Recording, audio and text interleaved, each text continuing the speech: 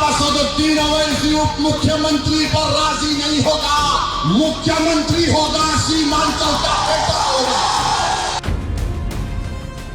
मुख्यमंत्री होगा तो सीमांचल का बेटा होगा।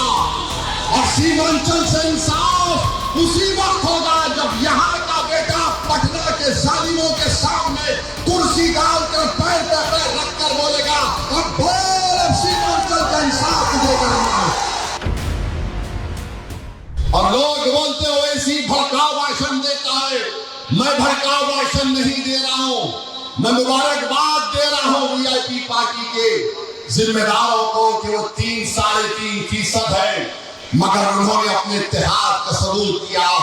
17% अल्पसंख्यक समाज मुसलमान है, बिहार में सबसे बड़ा समाज है, मगर आज आप देख लीजिए कि किसी के मुंह में जबान तो है मगर बोलने की जरूरत नहीं है।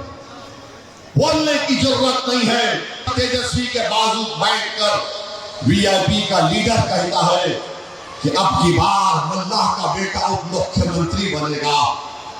मैं आपसे वादा कर रहा हूं, अगर मल्लाह का बेटा उप मुख्यमंत्री बनेगा तो बताओ मेरे अमूर की जनता, क्या अब्दुल्लाह का बेटा मुख्यमंत्री नहीं बन सकता? बताओ क्या मोहम्मद का बेटा मुख्यमंत्री नहीं बन सकता बिहार का? क्या अबू बकर का बेटा मुख्यमंत्री नहीं बन सकता? क्या फातिमा का बेटा मुख्यमंत्री नहीं बन सकता? तो ये लड़ाई मुख्यमंत्री बनाने की है। अब असदुद्दीन अवैसी उप मुख्यमंत्री पर राजी नहीं होगा। मुख्यमंत्री होगा सीमांचल का बेटा होगा।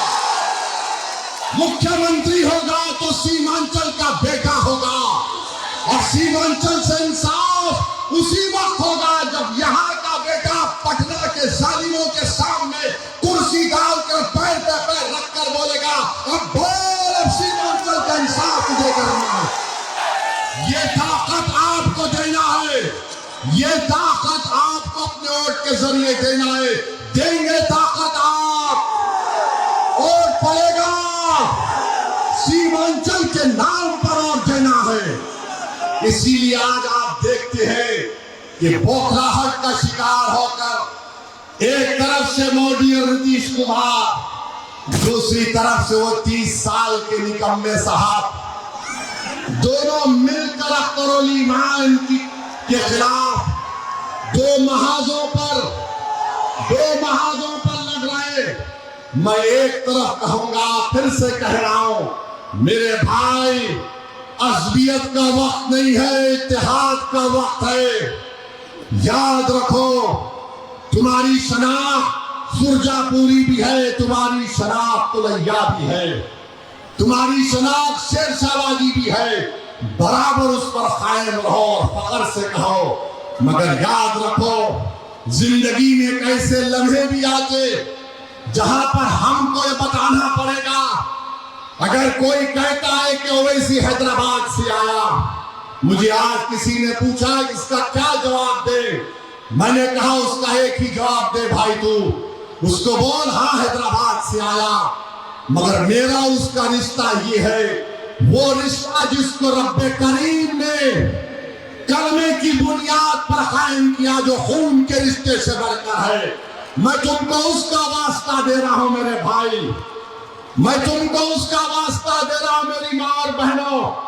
मैं तुम्हारा रिश्तेदार नहीं हूं, मगर मैं वो शख्स जरूर हूं अपने गुनाहों के बावजूद भी। अगर तुमको कोई तकलीफ पहुंचती है तो यकीनन मेरे आंख में आंसू आते हैं, यकीनन मेरे दिल दिमाग में तकलीफ होती है। और मैं आज उसी तकलीफ को दूर करने के लिए मजलिस इत्तेहादुल मुस्लिमीन आपके दरमियान में आई।